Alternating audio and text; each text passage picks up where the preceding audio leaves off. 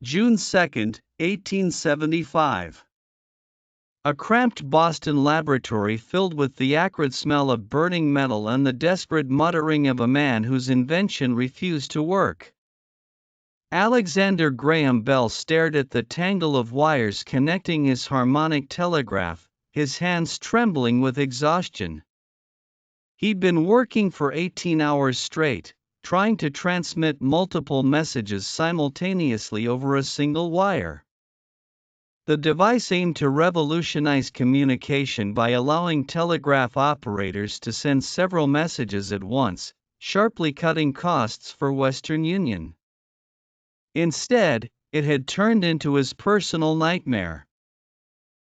Bell's assistant, Thomas Watson, toiled in the adjoining room, adjusting the receiving apparatus according to Bell's increasingly frantic instructions. Neither man knew they were about to stumble into an accident that would reshape human communication forever. Break time equals 500 ms / what happened next was an innovation. It was desperation mixed with a critical miscalculation. Bell had been experimenting with what he called harmonic telegraphy for months. The concept seemed simple: use different musical tones to carry separate telegraph messages over the same wire.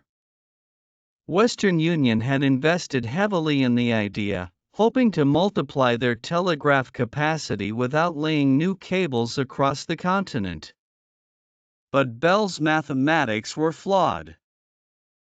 He'd miscalculated the electrical resistance needed to isolate each tone, causing interference among his transmitters. The harder he pushed the system, the more garbled the signals became.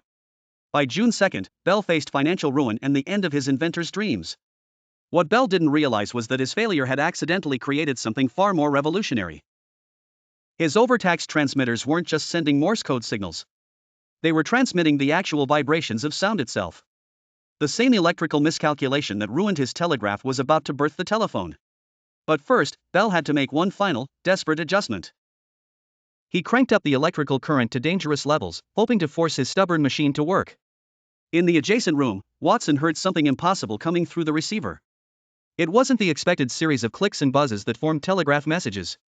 It was Bell's voice, cursing at his equipment. The moment that changed everything lasted exactly 7 seconds. Bell, frustrated beyond reason, had grabbed one of his transmitting reeds that had gotten stuck and yanked it free while shouting instructions to Watson. The sudden release created a complex sound wave that his overpowered electrical system faithfully reproduced in the next room. Watson froze. He was hearing Bell's actual voice coming through the wire, not coded signals representing words. He was hearing the timbre, the frustration, even the exhaustion in Bell's tone. For the first time in human history, a human voice had been electrically transmitted and reproduced at a distance. Watson later described the moment as hearing a ghost speak from the wire. But Bell himself missed the miracle entirely. He was too focused on his failed telegraph to realize what had just happened.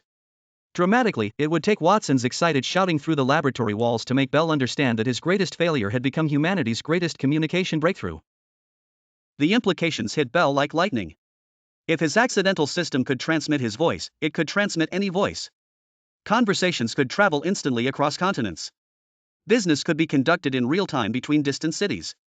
Families separated by geography could speak as if they were in the same room.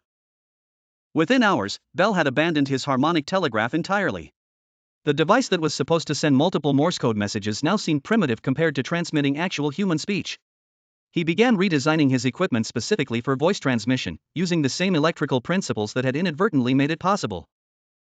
Bell's financial backers were initially skeptical.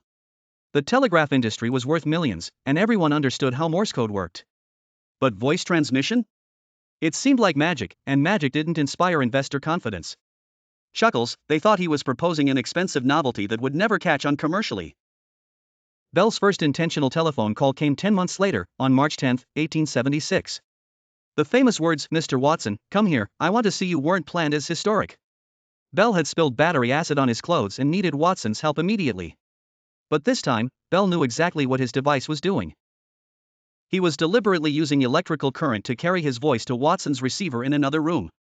Watson later wrote that